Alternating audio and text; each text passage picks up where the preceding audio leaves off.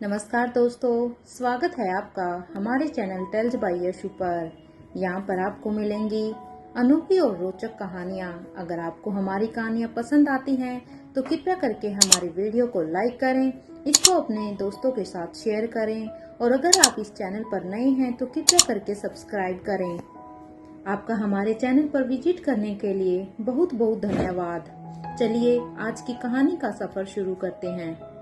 पिछले एपिसोड में हम सब ने सुना था कि यहाँ पर यशपाल अग्रवाल जब इस ब्लैक पैलेस में आते हैं तो वो यहाँ पर सामने यशवंत और धर्मराज मारवा को देखते हैं तो उनका गुस्सा बढ़ जाता है और वो सीधा ही अब राजेश्वर पीरामल के को एक सीने पर लात मारते हुए उसकी गर्दन को पकड़ देते हैं और अब वो साफ साफ कहते हैं कि तुमने मुझसे ये सब धोखा क्यों किया, तुमने मुझे बताया क्यों नहीं कि हमारे इन आदमियों को तुम छुड़ा चुके हो। तो इधर अब यहाँ पर राजेश्वर पीरामल भी अपने ऊपर इतराते हुए कहते हैं कि ये सिर्फ और सिर्फ मेरी बेटी नेत्रा की वजह से हुआ है। अगर नेत्रा ने उस समय ये सब नहीं किया होता तो आज भी हमारे लोग उसके पास बंधक होते। लेकिन अब यहाँ पर वो क्रिस्टोफर के बारे में बात करते हैं कि क्रिस्टोफर ने क्या तुम्हें कोई इन्फॉर्मेशन दी। तो अब यहाँ पर यशपाल कहते हैं वो हमें कोई इन्फॉर्मेशन नहीं दे पा रहा है। हालांकि अब उसने इतना बताया है कि आज राजमहल में राजसभा होने वाली है जिसके लिए अनिका गुलेरिया भी आने वाली है। तो इधर राजेश्वर पीरामल ये सब बातें करने के बाद चले जाते हैं। तो यहाँ पर यशपाल अग्रवाल भी यही सोचते हैं कि आखिर आयशा ने अपनी लोकेशन क्यों चेंज की, वो भी लास्ट मोमेंट पर। उसे तो पेरिस में आना था, वो राजमहल में वो अचानक से रेखा मूर्ति के पैलेस में कैसे चली गई। उसने अचानक से वहां पर जाने का डिसीजन क्यों लिया। O my dear daughter Ayesha, अब तुम मुझे पहचान जाओ, अब तुम मुझे पहचान जाओगी। अनंता की बेटी और उसके वंश तक आज भी मुझे डायमंड किंग ही कहा जाता है, क्योंकि अब एक तुम ही वो जरिया हो जो मुझे उस अनंता की बेटी और उसके वंश तक पहुंचाओगी।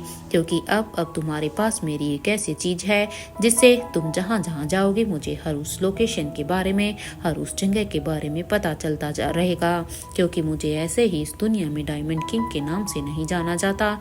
और ऐसा क्यों कहा जाता है ये बात तो तुम्हें बहुत जल्द ही पता भी चल जाएगी। जहाँ एक तरफ यशपाल अग्रवाल अभी अपनी ही सोच में थे, उसे काफी प्राउड फील हो रहा था कि उसने बहुत ही अच्छा डिसीजन लिया कि उसने आयशा को यहाँ से जाने दिया। क्योंकि आयशा जहाँ जहाँ जा रही थी मानो यशपाल को उसकी हर एक मूवमेंट के बारे में पता था। तो वहीं दूसरी तरफ इधर लंदन में भी यहाँ पर रेखा मूर्ति के पैलेस में रेखा और नताशा दोनों ही यहाँ पर साथ में बैठी हुई थी।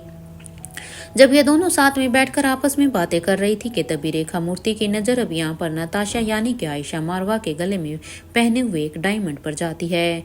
देखने में डायमंड सच में बहुत ही चमक रहा था और इसे देखने पर साफ साफ पता चल रहा था कि इसकी कीमत अरबों करोड़ों में होगी। उसे देखकर अब यहाँ पर रेखा मूर्ति अब आयशा मारवा से कहती है, वाह आयशा, इट्स सो ब्यूटीफुल। वैसे सच में मानना पड़ेगा यशपाल अग्रवाल को। अरे उन्हें सच में ऐसे ही डायमंड किंग नहीं कहा जाता है। अरे उनका कितना बड़ा दिल है। ये डायमंड तो देखने में ही कितना एक्सपेंसिव लग रहा है। रेखा मूर्ति की इस बात को सुनकर अब आयशा मारवा के चेहरे पर एक स्माइल आ जाती है। तो वहीं अब रेखा मूर्ति अब उस डायमंड को देखकर कहती है, बड़े बड़े अनोखे डायमंड है सच में। वैसे जितना मुझे याद है ना पापा के बारे में, ये डायमंड तो मैंने रोहित, अनिका और तीनों बच्चों के गले में भी देखा था। अब यहाँ पर उसकी इस बात पर अब यहाँ पर आयशा मारवा फिर से कहती है, हाँ वो पापा मुझसे ही नहीं बल्कि मुझसे जुड़े हुए हर एक रिश्ते से बहुत प्यार करते हैं, इसलिए उन्होंने ही उन सब के लिए डायमंड भेजे हैं। वैसे तुमने देखा था ना, उनके उस हॉस्पिटल में आते ही सभी का ध्यान उनके ऊपर ही था। जहां एक तरफ यहाँ पर नताशा यानी कि आयशा मारवा रेखा के साथ अपनी बातों को शेयर करने की कोशिश करती है कि सच में यशपाल अग्रवाल का दिल कितना बड़ा है, वो वहाँ पर उसके पैलेस की हर एक बढ़ाई कर रही थी। तो वहीं दूसरी तरफ यहाँ पर बूढ़े किंग के पैलेस में यहाँ पर आयशा अभी किंग के साथ अपना लंच एंजॉय कर रही थी और साथ के साथ अब वो यहाँ पर उनके सामने एक बड़ी सी स्क्रीन पर अब यहाँ पर राजमहल में जो भी कुछ हो रहा था वो यहीं पर बैठे बैठे ही देख रहे थे। वो यहाँ पर सब कुछ लाइव देख पा रहे थे। इधर अब आयशा ये सब देखते हुए अब किंग से कहती है क्या क्या मैं आपसे एक बात पूछ सकती हूँ? आयशा मारवा की इस बात को सुनने के बाद अब किंग यहाँ पर आयशा मारवा की तरफ देखते हैं और कहते हैं, मैंने तुम्हें कब मना किया है आयशा? तुम पूछो, तुम मुझसे क्या पूछना चाहती हो, तुम्हें पूछने का पूरा हक है। किंग की इस बात को सुनने के बाद अब आयशा मारवा कहती है, पापा ने मेरे लिए कितना खूबसूरत डायमंड लाया था। आपने मुझे उसे नताशा को देने के लिए क्यों कहा था? क्योंकि वो डायमंड तो ही पापा ने यानी कि यशपाल अग्रवाल मेरे लिए लाए थे ना। एक मिनट, कहीं आप पापा से जेलस तो नहीं है ना कि वो मुझसे इतना प्यार करते हैं और आप मेरे रियल पापा हैं? तो कहीं इसी जेलसी की वजह से तो आपने उस इतने एक्सपेंसिव डायमंड को नताशा को तो नहीं दिलवा दिया। इधर आयशा की ये बात सुनते ही यहाँ पर किंग कुछ देर सोचते हैं और अब किंग कहते हैं कि तुम्हें हमेशा मुझसे यही शिकायत रही है ना आयशा कि मैंने तुम्हारे साथ कभी भी टाइम स्पेंड नहीं किया। अरे जिस समय तुम्हें मेरी सबसे ज़्यादा ज़रूरत थी उस समय मैं तुम्हारे साथ नहीं था, इवन तुम्हारी माँ के साथ भी नहीं था। जो बचपन तुम्हारा काफ़ी खुशियों के साथ, काफ़ी लग्जरी लाइफ के साथ बीतना चाहिए था, वो बचपन तुम्हारा गरीबी में बीता। अब यहाँ पर किंग की इस बात पर अब आयशा मारवा हाँ में अपना सिर हिला देती है और अब आयशा कहती है, सच कहूँ तो ये बिल्कुल सच है, क्योंकि जब तक मुझे आपके बारे में पता नहीं था मुझे आपसे बहुत सारी शिकायतें थी कि आपने ऐसा क्यों किया, आपने मेरी माँ के साथ ऐसा क्यों किया। जब हम दोनों को आपकी बहुत ज़्यादा ज़रूरत थी तब आप हमारे साथ क्यों नहीं थे। लेकिन जब मैं आपसे मिली, इतने वक्त से मैं आपके साथ अब रह रही हूँ, तो अब सच कहूँ तो अब मेरे कोई भी शिकायत नहीं है। अब मुझे ऐसा लग रहा है यहाँ रहने के बाद मेरी सारी की सारी शिकायतें से ऐसा ही ख़त्म हो गई। वैसे आप कभी भी अपना चेहरा क्यों नहीं दिखाते हैं? मैं जब भी आपको देखती हूँ आपके चेहरे पर ये मास्क लगा होता है। इवन आज तक मैंने तो आपका चेहरा भी नहीं देखा। क्या आप मुझे बता सकते हैं इसका रीज़न क्या है? आयशा की ये बात सुनते ही भी यहाँ पर किंग कहते हैं, तुम्हें मेरा चेहरा क्यों देखना है आयशा? तुम्हारे लिए इतना ही काफ़ी है ना कि मैं तुम्हारा पापा हूँ। और सच कहूँ आयशा, तुम तो बिल्कुल अपनी माँ पर गई हो। और वैसे भी तुम्हारी माँ सच कहूँ तो बहुत ही खूबसूरत थी और तुम भी बिल्कुल वैसी की वैसी ही हो। किंग की इस बात पर अब आयशा मारवा कहती है, हाँ वो खूबसूरत तो थी। यहाँ पर आयशा भी अपने मन में ही ये सब सोचती है कि आखिर पापा ने उस डायमंड को मुझसे अलग क्यों किया, क्योंकि आयशा मारवा को भी वो डायमंड बहुत ही पसंद था। लेकिन किंग के डिसीजन के अनुसार उसे वो डायमंड नताशा को देना पड़ा। वो भी यही सोच रही थी और साथ के साथ ये भी इवन क्योंकि यहाँ पर इन्होंने सिर्फ मुझसे ही वो डायमंड ही नहीं लिया, इतना ही नहीं उसने रोहित के गले से भी उस डायमंड को निकालकर उसे राहुल के गले में डाल दिया। आखिर ये करना क्या चाहते हैं? इनके दिमाग में ऐसा क्या चल रहा है कि उन्होंने वो ये डायमंड भी हमारे पास रहने नहीं देना चाहते थे। लेकिन हाँ, जरूर कुछ तो ऐसा है जो इनके दिमाग में बहुत कुछ चल रहा है। ये करना क्या चाहते हैं? जहां आयशा इधर अपनी ही सोच में थी तो वहीं दूसरी तरफ से यहाँ पर स्वाति मल्होत्रा भी यहाँ पर अपने पैलेस में ही थी और वो यहाँ पर आज अपने पैलेस की टेरेस पर खड़ी हुई थी। स्वाति मल्होत्रा जिस तरह से यहाँ पर अपनी टेरेस पर खड़ी हुई थी उसे देखकर ऐसा लग रहा था जैसे स्वाति मल्होत्रा किसी का इंतजार कर रही हो। इधर कुछ ही देर के इंतजार के बाद अब यहाँ पर फाइनली अब एक गरुड़ आता है। ये वही स्वाति मल्होत्रा का गरुड़ था और वो गरुड़ अब यहाँ पर उसके सामने आकर यहाँ पर इस टेरेस पर आकर बैठ जाता है। जब स्वाति मल्होत्रा उस गरुड़ को देखती है तो उसके मुंह में एक पेपर था। उस पेपर को देखने के बाद अब यहाँ पर स्वाति मल्होत्रा सीधे ही अब उस गरुड़ से कहती है, मैंने तुम्हें एक काम दिया था ना, मैंने तुम्हें किंग के पैलेस में जाने के लिए कहा था, लेकिन तुम ये कैसा एनवेलप लेकर यहाँ पर आए हो? स्वाति मल्होत्रा अब यहाँ पर ये कहते हुए अब उसे गरुड़ के साथ आई कॉन्टेक्ट करने की कोशिश करती है और ये कहते हुए ही साथ के साथ अब वो यहाँ पर उसके मुंह से उस एनवेलप को अपने हाथ में ले लेती है और अब उसे वो ओपन करती है। जैसे ही स्वाति मल्होत्रा यहाँ पर उस एनवेलप को ओपन करती है तो इसके अंदर उसे एक डायमंड मिलता है। अब उस डायमंड को देखकर अब स्वाति मल्होत्रा पहचान जाती है कि ये तो अनिका का है। इस डायमंड को देखने के बाद अब वो हैरानी से पहले तो गरुड़ को देखती है कि आखिर ये डायमंड यहाँ पर क्यों आया, कि तब ये यहाँ पर गरुड़ अब उन्हें इशारों से कुछ भी बोलने से मना कर देता है। जैसे ही गुरुदेव यहाँ पर उसे कुछ भी कहने से मना करता है, जिससे स्वाति मल्होत्रा को अब ये थोड़ा सा अजीब जरूर लगता है कि आखिर ये गरुड़ उसे ऐसे क्यों कह रहा है। और इधर वो बस अब उस डायमंड को ही देखने लगती है कि आखिर ये डायमंड अनिका का डायमंड यहाँ पर क्यों आया है। तो वहीं इधर दूसरी तरफ यहाँ पर ब्लैक पैलेस में यशपाल अग्रवाल आज जब वो अपने डायमंड की लोकेशन को चेक करने लगते हैं तो यहाँ पर 2 डायमंड की लोकेशन उन्होंने लंदन की दिखाई देती है। तो 3 की लोकेशन यहाँ पर इंडिया में दिखाई देती है और एक ही डायमंड यहाँ पर अब उसे पेरिस में दिखाई देता है। ये सब देखकर अब यशपाल अग्रवाल कहते हैं ये दमयंती कहाँ पर मर गई है। अरे इस डायमंड से मुझे किसी की भी एग्जैक्ट लोकेशन नहीं मिल पा रही है, लेकिन हाँ उसके मन की वाइब्रेशन मुझे जरूर पता चलेगी कि आखिर उसके मन में क्या चल रहा है। क्योंकि मेरा ये डायमंड ये डायमंड है ही कुछ ऐसा कि इस डायमंड के द्वारा मैं उस शख्स के मन को अच्छी तरह से पढ़ सकता हूँ। वो भी वैसे मैंने अपनी लाडली बेटी आयशा को 2 डायमंड दिए हैं और अब वो ही मुझे अनंता की बेटी तक लेकर जाएगी, क्योंकि अब ये डायमंड के द्वारा ही मैं उस तक पहुंच पाऊंगा। भले ही उन सब लोगों को लग रहा है कि मैंने उन्हें प्यार में ये सब डायमंड दिए हैं, लेकिन इन बेवकूफ़ों को ये नहीं पता कि इन डायमंड के द्वारा ही अब मैं इनके मन की बातों तक पहुँच सकता हूँ कि आखिर इन सब के अंदर क्या चल रहा है। And that's my master stroke. इन लोगों को तो पता भी नहीं है कि मैंने कितना बड़ा मास्टर स्ट्रोक खेला है। ये तो बस अभी इन डायमंड की चकाचौंध में ही फंसे हुए हैं।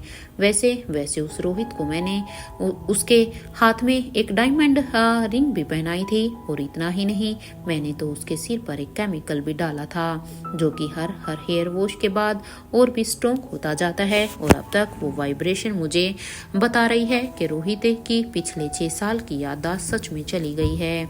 लेकिन इतनी स्ट्रॉन्ग वाइब्रेशन मुझे क्यों आ रही है, ये मेरे लिए थोड़ी सी विचित्र है। ये बात मेरी समझ से बाहर है। वो तो बेहोश है ना, तो इतनी स्ट्रॉन्ग वाइब्रेशन मुझे क्यों आ रही है, इसका क्या मतलब समझूं मैं। क्या उसका सबकॉन्शियस माइंड इतना स्ट्रॉन्ग है जो कि ये सब कुछ सोच रहा है इस अवस्था में भी। यहाँ फिर कहीं कुछ गड़बड़ तो नहीं है, या सब कुछ मेरे प्लान के अकॉर्डिंग चल रहा है। क्योंकि जितनी स्ट्रॉन्ग वाइब्रेशन मुझे आ रही है वो तो इसी तरफ इंडिकेट कर रही है कि जरूर कुछ ना कुछ तो गड़बड़ है, लेकिन गड़बड़ क्या है मुझे ये समझ में नहीं आ रहा। ये रोहित मारवा मेरे साथ सच में कोई खेल तो नहीं खेल रहा ना। पता लगाना होगा कि आखिर वो करना क्या चाहता है। मैं बस एक काम करता हूँ कि इतने डायमंड को छोड़कर मुझे सिर्फ उन डायमंड की वाइब्रेशन को ही चेक करना चाहिए। क्योंकि अगर मैं इन सब डायमंड पर नजर रखूंगा तो शायद मैं ये सब पर अकेले नहीं कर पाऊंगा। अगर वो रोहित मारवा इस वक्त मेरे साथ कोई खेल भी खेल रहा होगा तो मुझे मेरे डायमंड के द्वारा उस खेल के बारे में पता चल जाएगा। जहाँ एक तरफ यहाँ पर यशपाल अग्रवाल अपनी ही प्लानिंग में खुश थे, उन्हें सच में ये लग रहा था कि उन्होंने अपना वो खेल खेल दिया है जिसके बारे में अनिका रोहित किसी को कोई भी अंदाजा नहीं। क्योंकि उसने यहाँ पर जो 3 डायमंड यहाँ पर इंडिया में दिखा रहे थे वो तीनों के तीनों डायमंड यहाँ पर बच्चों के लिए थे, यानी कि वो यहाँ पर उन क्लोन ने पहने हुए थे। जो 2 डायमंड उसे लंदन के लिए दिखा रहे थे वो यहाँ पर एक डायमंड आयशा मारवा के पास था, तो एक यहाँ पर राहुल जिसे वो रोहित समझ रहा था उसके पास था, तो एक यहाँ पर आकांक्षा के पास था, जो कि यहाँ पर अब अनिका बनकर पेरिस में पहुंची हुई थी। और वो इन सब की लोकेशन को देखने के बाद यशपाल अग्रवाल बहुत ही खुश नजर आ रहे थे। तो इधर अब वो अपनी बहन के वंश तक पहुंच जाएंगे, तो वो इसी चीज का जश्न अब अपने मन में बना रहे थे। क्योंकि उसे बस अब हर हाल में अनंता के उस वंश तक पहुंचना था जो उसके लिए मौत का कारण हो सकता था। क्योंकि गुरुदेव ने उसे साफ ये भविष्यवाणी की थी। तो वहीं दूसरी तरफ इधर इंडिया के भीमेश्वरी गांव में यहाँ पर शिव टेम्पल में बने हुए उस रूम में आज रोहित मारवा और प्रोफेसर वांगापटू दोनों ही आमने सामने खड़े थे। ये वही रूम था जिसकी तरफ रोहित कई बार देखता भी था। तो इधर प्रोफेसर वांगापटू की नज़र जब यहाँ पर खड़े होकर रोहित के बालों पर जाती है तो वो बस फटी हुई आंखों से रोहित मारवा को ही देख रहे थे। उन्होंने काफ़ी लंबे वक्त तक अपने अंदर सर जी के किरदार को जिया था, इसलिए उन्हें हर एक चीज़ के बारे में अच्छी तरह से पता था। अब उन्हें यहाँ पर, क्योंकि सर जी के किरदार को जीने के बाद, हालांकि वो एक आयुर्वेद के विशेषज्ञ थे, लेकिन सर जी के किरदार को यहाँ पर 8-9 साल जीने के बाद अब उन्होंने, क्योंकि सर जी एक साइंटिस्ट थे, वो अब उसे उस केमिकल की काफ़ी समझ भी हो चुकी थी। और अब यहाँ पर रोहित के बालों को देखने के बाद अब सहसा ही उनके मुंह से निकलने ही वाला था कि डायमंड केमिकल। इससे पहले कि रोहित ने इशारे से उन्हें कुछ भी बोलने से रोक दिया, क्योंकि वो भी इस केमिकल के बारे में समझ चुके थे कि रोहित के बालों में ये केमिकल लगा हुआ है। इधर रोहित के इशारे को समझकर अब प्रोफेसर वांगापटू तो बस अपना सिर पकड़कर बैठ जाते हैं। उन्हें तो समझ में ही नहीं आ रहा था कि अब वो रोहित मारवा के साथ कन्वर्सेशन कैसे करें, क्योंकि रोहित ने तो अभी यहाँ पर उसे कुछ भी बोलने से मना किया है। इधर कुछ देर तक दोनों के बीच में यहाँ पर खामोशी थी, ना तो प्रोफेसर वांगापटू कुछ बोल रहे थे और ना ही इधर रोहित कुछ कह रहा था। तो वहीं रोहित अभी वहाँ से जाने लगता है और प्रोफेसर वांगापटू बस उसे चाह कर भी यहाँ पर रोक नहीं पा रहे थे, क्योंकि रोहित ने तो उसे साफ साफ बोलने से मना किया था। तो वहाँ से दूसरी तरफ इधर अनिका भी यहाँ पर प्रोफेसर वांगापटू और रोहित के बीच की उसे कहीं बातों को समझने की कोशिश कर रही थी कि आखिर यहाँ पर चल क्या रहा है। जैसे ही रोहित मारवा भी यहाँ से बाहर गए तो यहाँ पर अनिका अब रोहित के बाहर जाने के बाद अब जल्दी से उस रूम के अंदर आ जाती है और वहाँ पर प्रोफेसर वांगापटू के सामने आकर अब वो सीधा का सीधा प्रोफेसर वांगापटू से कहती है, क्या बात है, क्या हुआ है मिस्टर मारवा को। अब यहाँ पर अनिका की इस बात को सुनकर अब प्रोफेसर वांगापटू कहते हैं कि क्या तुम्हें रोहित के बारे में कुछ भी नहीं पता है। ये सुनते ही यहाँ पर अनिका कहती है, नहीं आप कहना क्या चाहते हैं, मुझे क्या नहीं पता है, मुझे खुलकर बताइए। अब यहाँ पर अनिका की इस बात पर प्रोफेसर वांगापटू एक पल के लिए पूरी तरह से खामोश हो जाते हैं। कुछ देर तक खामोश रहने के बाद अब वो यहाँ पर अनिका से कहते हैं, कुछ नहीं अनिका, ऐसा करो तुम जाओ, और हाँ अच्छा हुआ कि रोहित मारवा अभी यहाँ पर आ गया है, वरना अब यहाँ पर प्रोफेसर वांगापटू ने इतना कहा ही था कि वो अपनी बात को यहीं पर ही एक वार्निंग के साथ यहीं पर ही खत्म कर देते हैं। इधर ये सुनते ही यहाँ पर अनिका हैरानी से बस उन्हें ही देख रही थी और उनकी बातों को समझने की कोशिश भी कर रही थी कि आखिर यहाँ पर वो प्रोफेसर वांगापटू उनसे क्या कहना चाहते हैं। इससे पहले कि वो उनसे कुछ भी कहती कि तभी उनकी नज़र जब उनके ऊपर जाती है तो वो देखती है कि वो तो इस रूम में बनी सीढ़ियों की तरफ प्रोफेसर वांगापटू जा रहे हैं। और अब वो अनिका भी प्रोफेसर वांगापटू को रोकने के लिए जैसे ही आगे बढ़ती है तो इधर अनिका का पैर अब यहाँ पर इन स्टेयर से स्लिप हो जाता है और वो सीधा ही यहाँ पर इन स्टेयर केस से नीचे गिरने लगती है। इधर अनिका को ऐसे स्टेयरकेस से नीचे गिरता हुआ देखकर अब प्रोफेसर वांगापटू हैरान होकर अब अचानक से चिल्लाते हैं अनिका, और अब वो यहाँ पर आगे बढ़ते हुए ही अब वो उस मंदिर से बाहर निकलकर अब रोहित को आवाज लगाने लगते हैं, क्योंकि प्रोफेसर वांगापटू ने साफ साफ अपनी आंखों से अनिका को अब यहाँ पर इन कभी ना खत्म होने वाली स्टेयर्स में गिरते हुए देखा, क्योंकि उसे पता था रोहित अभी यहाँ से गया है, इसलिए शायद अब रोहित की उसकी कोई मदद कर सकता है। तो वहीं दूसरी तरफ इधर अनिका की आंखें अब बड़ी बड़ी होने लगती है, लेकिन धुंधली आंखों से भी अनिका को अब यहाँ पर दो औरतें दिखाई देती हैं और एक को देखकर तो अब अनिका के मुंह से अब कुछ निकलने ही वाला था कि वो भी यहाँ पर जल्दी से बेहोश हो जाती है। तो वहीं दूसरी तरफ यहाँ पर प्रोफेसर वांगापटू दौड़कर अब यहाँ पर जल्दी से रोहित के पास चले जाते हैं और वो जैसे भी यहाँ पर रोहित को आवाज़ लगाते हैं तो रोहित भी अब एकदम से हैरान हो जाता है कि आखिर प्रोफेसर वांगापटू अब उसे क्या कहने वाले हैं। तो इसलिए रोहित अब उन्हें पीछे मुड़कर अब हैरानी से देखता है कि आखिर उन्होंने उनका रास्ता क्यों रोका।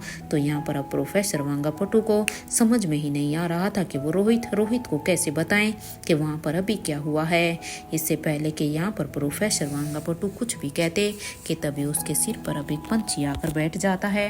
जब रोहित उस पंछी की आंखों में देखता है तो जो बात उसे पता चलती है, रोहित मारवा बस उस बात को समझने के बाद वो हैरानी से बस प्रोफेसर वांगापट्टू को ही देख रहे थे।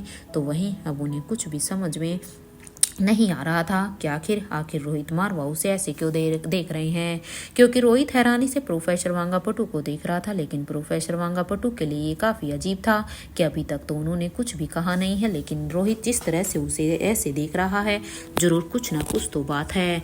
तो वहीं रोहित भी यहाँ पर प्रोफेसर वांगापट्टू को कुछ न कहकर सीधे ही मंदिर की तरफ भागने लगता है और उसके पीछे पीछे भी यहाँ पर प्रोफेसर वांगापट्टू भी भागने लगते हैं।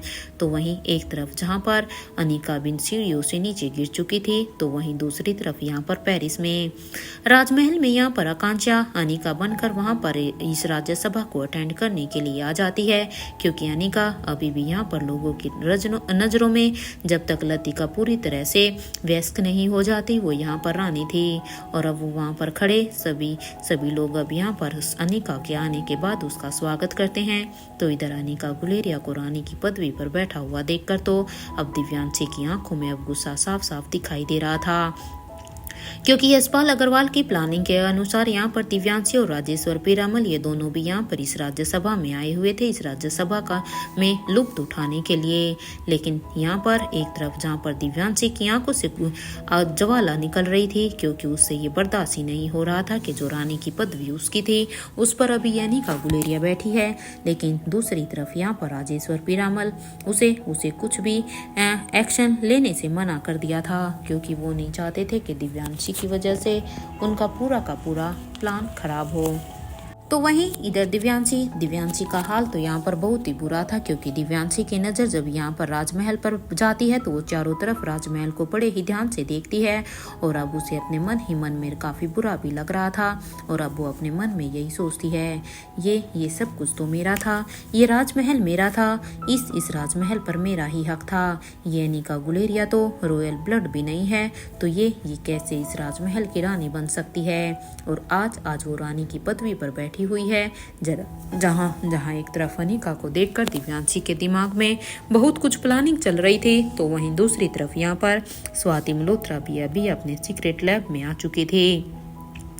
इस सीक्रेट लैब में, क्योंकि अब वो यहाँ पर उसी डायमंड को अपने साथ लेकर आई थी अपने लैब में। अब उस डायमंड को लाने के बाद अब वो बड़े ही ध्यान से अब उस डायमंड को ही देख रही थी कि आखिर इस डायमंड में ऐसा क्या है।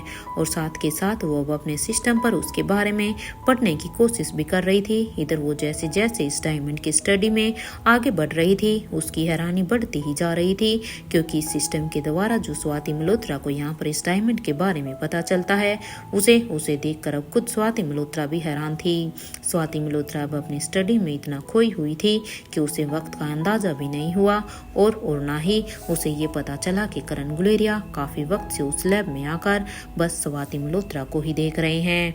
इधर करण गुलेरिया अब यहाँ पर क्योंकि काफी समय से स्वाति को ही देख रहे थे, लेकिन अब फाइनली अब वो यहाँ पर स्वाति मल्होत्रा के कंधे पर अब अपना हाथ रखते हैं, और वो कुछ यहाँ पर कहने ही वाले थे कि तभी अब यहाँ पर स्वाति मल्होत्रा ने अब उन्हें इशारे से कुछ भी बोलने से मना कर दिया, क्योंकि स्वाति बिल्कुल भी नहीं चाहती थी कि यहाँ पर करण और उसके बीच में जो भी वार्तालाप हो वो किसी तीसरे पर्सन को पता चले।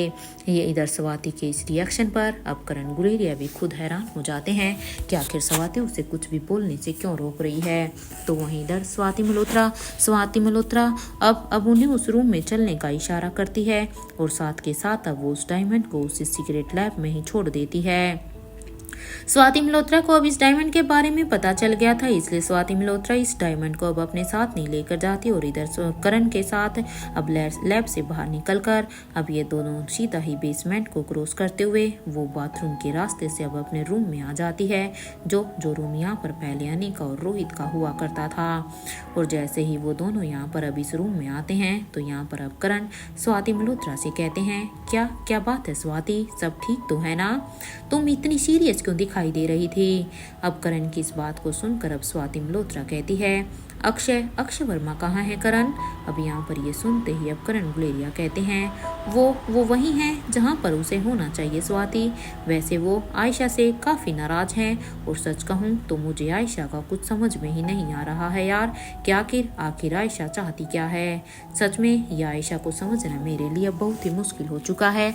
करण की इस बात पर अब स्वाति मल्होत्रा कहती है, पता नहीं करण क्यों मुझे बहुत ही अजीब लग रहा है। मेरा मतलब है कि जो हमारी आंखों के सामने हमें दिख रहा था वो वक्त वो सच नहीं था, और जो सच था वो हमें कभी दिखाई ही नहीं दिया। एनीवे तुम्हें अलर्ट करना चाहती हूँ कि जब भी तुम उस डायमंड के पास जाओ तभी थोड़ा सा अलर्ट होकर जाना, क्योंकि वो डायमंड कोई ऐसा वैसा डायमंड नहीं है, बल्कि मैंने अपनी स्टडी से पता लगाया है कि वो डायमंड हमारे मन की वाइब्रेशन को कोड के फॉर्म में स्टोर करता है, और कोई है जो उस कोड को डिकोड कर सकता है। यानी हमारे मन में जो कुछ भी चल रहा है वो उस कोड के थ्रू हमारे मन की बातों को समझ सकता है। स्वाति मल्होत्रा की ये बात सुनते ही करण गुलेरिया बस फटी हुई आंखों से स्वाति को ही देख रहे थे कि आखिर ऐसा कैसे संभव है, और आखिर वो तीसरा शख्स कौन है जो ये सब कुछ कर रहा है। इसलिए वो हैरानी से अब स्वाति से कहते हैं, ऐसा भला कौन कर सकता है स्वाति, ये तो किसी की जासूसी करना हुआ है ना। लेकिन इस एक मिनट, क्या अनिका को सब कुछ पता था इसके बारे में? अब यहाँ पर करण की इस बात पर अब स्वाति मल्होत्रा कहती है, आई थिंक सो, उसे सब कुछ पता होगा, और शायद इसीलिए ही वो अब यहाँ पर ये कहते हुए स्वाति मल्होत्रा अब एक पल के लिए रुक जाती है। वो अपनी बात को यहीं पर ही रोक देती है और अब वो अपने मन ही मन में कहती है, थैंक गॉड कि ये डायमंड एग्जैक्ट लोकेशन नहीं बताता है, लेकिन एक बात है, हम उन लोगों को हल्के में नहीं ले सकते हैं। जो लोग इस हद तक आगे बढ़ सकते हैं वो कुछ भी कर सकते हैं, क्योंकि इस डायमंड के द्वारा जब वो हमारे दिमाग को ही पढ़ सकते हैं तो वो हमारे लिए कितने खतरनाक हो सकते हैं। हमें अब और भी ज़्यादा तरीके से अलर्ट रहना होगा, क्योंकि इस बार हमारे ऊपर नज़र शायद लोगों के थ्रू नहीं बल्कि अब ऐसे रखी जा रही है टेक्नोलॉजी के थ्रू। और हो ना हो अनिका और रोहित दोनों को ही शायद अब इस बात का अंदाजा हो गया था, क्योंकि अगर ऐसा नहीं होता तो अनिका अपना डायमंड पेंडेंट को एनी को नहीं देती। अनिका को शायद इसके ऊपर कुछ ना कुछ तो शक हुआ ही होगा, और एनी उसे मुझ तक यहाँ पर नहीं पहुँचाती, क्योंकि अनिका को वो पेंडल तो आयशा के पापा ने ही दिया था ना। कुछ तो गड़बड़ जरूर है। जहाँ एक तरफ स्वाति के दिमाग में बहुत कुछ चल रहा था तो इधर वहीं दूसरी तरफ राजीव गुलेरिया के पैलेस में यहाँ पर धनंजय पीरामल को फिर से होश आ गया था, और जैसे अब उसकी आंखें खुली तो वो धीरे धीरे उठने की कोशिश कर रहा था कि तभी अब यहाँ पर धनंजय के कानों में आवाज आती है, मामा जी आप ठीक हो ना। जैसे ही यहाँ पर यह आवाज़ धनंजय के कानों में जाती है तो वो सामने की तरफ देखते हैं तो वहाँ पर खुद आलिशा खड़ी हुई थी, और वह आलिशा के साथ साथ वहाँ पर अंजलि भी खड़ी हुई थी। उन दोनों को देखकर अब यहाँ पर धनंजय पीरामल कहते हैं, अंदर आइए ना, आप दोनों वहाँ पर क्यों खड़ी हैं। धनंजय की ये बात सुनते ही अब आलिशा और अंजलि ये दोनों यहाँ पर उसके कमरे के अंदर आती है, तो अब आलिशा को देखकर अब धनंजय पीरामल कहते हैं, क्या हुआ है मेरी शेरनी, ऐसे क्यों है। आज मेरी शेरनी जो कि सच में इतनी बहादुर थी, आज वो मुझे इस तरह से ढीली ढीली क्यों नजर आ रही है। धनंजय की इस बात पर अब यहाँ पर महेंद्र पीरामल कहते हैं, सच कहूँ भाई पूछो मत, हमारी शेरनी सच कहूँ तो अब बकरी हो गई है। देखिए ना कितनी गुमसुम सी हो गई है। मैंने सच में अपने आलिशा का ये रूप कभी भी नहीं देखा था, जो रूप अब मैं यहाँ पर देख रहा हूँ। महेंद्र की इस बात को सुनकर अब धनंजय पीरामल अब आलिशा की तरफ देखकर कहते हैं, क्या बात है आलिशा, क्या हो गया है तुम्हें। और हाँ तुम तो राहुल के साथ थी ना, वो कहाँ पर है। क्या राहुल लंदन में है, क्योंकि धनंजय को भी यहाँ पर इन सब बातों के बारे में कुछ भी नहीं पता था। इधर जैसे ही धनंजय ने राहुल का नाम लिया तो राहुल का नाम सुनते ही आलिशा की आंखों से अब आंसू बहने लगते हैं। इधर आलिशा को इस तरह से रोता हुआ देखकर अब धनंजय पीरामल अब उसे अपने पास बैठाते हैं, और अब उसे अपने पास बैठाते हुए कहते हैं, क्या हुआ है मेरा बच्चा, तुम्हें अपने मामा जी को तुम ये सब नहीं बताओगी, क्या हुआ है। देखो जब तक मुझे कुछ भी पता नहीं चलेगा तो मैं तुम्हारी कोई हेल्प नहीं कर पाऊंगा। और आप तो राहुल के साथ थी ना, पहले ये बताओ कि आप यहाँ पर क्या कर रही हैं। मेरा मतलब है कि आपको तो राहुल के साथ होना चाहिए था ना। और अंजलि अंजलि आप तो रेखा मूर्ति के साथ थी ना, जहाँ तक मुझे याद है, क्योंकि करण ने मुझे खुद बताया था कि वो तुम्हें प्रोटेक्शन देने के लिए वहाँ पर जा रहा है। धनंजय की ये बात सुनते ही अंजलि मामी की आंखों से आंसू आने लगते हैं और अब वो यहाँ पर कहती है, धनंजय आपको नहीं पता है कि जब करण आपके पास यहाँ पेरिस आ गए थे तो उसके बाद अब यहाँ पर अंजलि ने इतना ही कहा था। ये कहते हुए अंजलि की आंखों से जोर जोर से आंसू आने लगते हैं। तो वहीं आलिशा भी यहाँ पर कहती है, मामा जी आप ब्लैक कैट आपको प्रोटेक्ट करने के लिए वहाँ पर गई थी। ये सुनते ही अब यहाँ पर धनंजय पीरामल की आंखों के सामने अब एक जानी पहचानी सी आंखें आ गई थी। इधर भीमेश्वरी गांव की इस लोकेशन पर अनिका की, जहाँ पर क्योंकि वो स्टेयर से नीचे गिर गई थी, इधर अनिका की जब आंखें खुली तो वो अब अपने सामने जिस चेहरे को देखती है उसे देखकर तो वो अपना और वो टाइम उसे याद आ गया जब वो दमयंती के किले से भागने की कोशिश करती थी। तो जो शौक उसे तब लगा था, एक वैसा ही शौक अब आज यहाँ पर अनिका को अभी लगता है। और अब यहाँ पर अनिका कहती है, कौन हो आप। इधर अनिका के सवाल को इग्नोर करते हुए ही वो औरत कहती है, अब तुम बिल्कुल ठीक हो गई है, तुम बिल्कुल ठीक हो गई हो। वैसे किंग ने काफ़ी अच्छा काम किया है, वैसे महादेव की कृपा से तुम अब बिल्कुल ठीक हो। मेरे ख्याल से अब तुम्हें यहाँ से जाना चाहिए, बच्चे तुम्हारा इंतजार कर रहे होंगे। इधर यहाँ पर ये बात सुनते ही अनिका अपनी जगह पर उठकर बैठ जाती है और जब वो अपने आसपास देखती है तो वो हैरान हो जाती है और आसपास को देखकर अब अनिका कहती है, ये कौन सी जगह है और मैं कहाँ पर हूँ। ये सुनते ही अब वो औरत अब अपने साथ में खड़ी हुई औरत से कहती है कि इसे ऊपर रोहित मारवा तक पहुँचा दो, वो अपनी पत्नी को ढूंढ रहा है। ठीक वैसे ही जैसे इसने उन 3 दिनों में उसे ढूंढा था। अब यहाँ पर ये बात सुनते ही अब अनिका कहती है, मैं कहीं नहीं जाऊंगी, पहले मुझे मेरे सवालों का जवाब दीजिए। जब तक मुझे मेरे सवालों का जवाब नहीं मिल जाता तब तक मैं ऊपर नहीं जाने वाली हूँ। देखिए आप वही है ना जिन्हें मैं समझ रही हूँ। तो आप कहाँ थी अब तक इतने सालों तक। आपने अपनी बेटी को छोड़ा, मेरे लिए भी आपके मन में कोई इमोशन नहीं थे। रिया, आर्यन और अलेक्जेंडर, उनकी परवाह नहीं की आपने। अब ये सुनते ही वो औरत अब अनिका को कोई भी जवाब नहीं देती है और एक पल के लिए अब अनिका को उस तरह उसे जवाब ना देता हुआ देखकर लग रहा था कि मानो वो कोई आईना देख रही थी, क्योंकि वो औरत सिर्फ अनिका की तरह दिख ही नहीं रही थी बल्कि वो अनिका के जैसे ही थी। जिस तरह से अनिका के मुंह से कुछ निकलवाना मुश्किल था, ठीक वैसे ही उसके मुंह से भी निकलवाना अनिका के लिए मुश्किल हो रहा था, क्योंकि अनिका भी अब यहाँ पर अनिका के मन में इतने सारे सवाल चल रहे थे, लेकिन अनिका भी अभी उसके मुंह से कुछ भी नहीं निकलवा पा रही थी। तो वहीं अब वो बूढ़ी अम्मा कहती है, अनिका आप प्लीज यहाँ से जाइए, मैं आपको यहाँ से जाने का रास्ता बताती हूँ। अब बूढ़ी अम्मा की इस बात को सुनकर अब अनिका कहती है, नहीं मैं नहीं जाऊँगी, मुझे मेरे सवालों का जवाब चाहिए। जब तक मुझे मेरे सवालों का जवाब नहीं मिल जाता मैं यहाँ से नहीं जा सकती, क्योंकि मुझे पता है इसके बाद पता नहीं मुझे फिर कभी अपने सवालों का जवाब जानने का मौका मिलेगा या नहीं। इधर अनिका की ये जिद भरी बात सुनने के बाद अब वो औरत वहाँ एक छोटी सी खिड़की से बाहर की तरफ देख रही थी। उन्हें देखकर ऐसा लग रहा था कि मानो उसके ऊपर अनिका की बातों का कोई असर ही नहीं हो रहा था। उन्हें ऐसे देखकर अब अनिका कहती है, मैं यहाँ से नहीं जाऊंगी। इस बात पर अब वो औरत कहती है, अच्छा तो फिर ठीक है, तो मैं ही चली जाती हूँ, और वैसे भी तुम्हारा पति यहाँ पर बसाने ही वाला है। और ये कहते हुए ही वो अपने गाउन के पॉकेट से एक मास्क निकाल कर उसे पहन लेती है। इससे पहले कि वो वहाँ से भागने ही वाली थी कि तभी अनिका ने जल्दी से अब यहाँ पर उसके भागने से पहले ही अब उसके हाथ को पकड़कर उसे वहीं पर ही रोक दिया।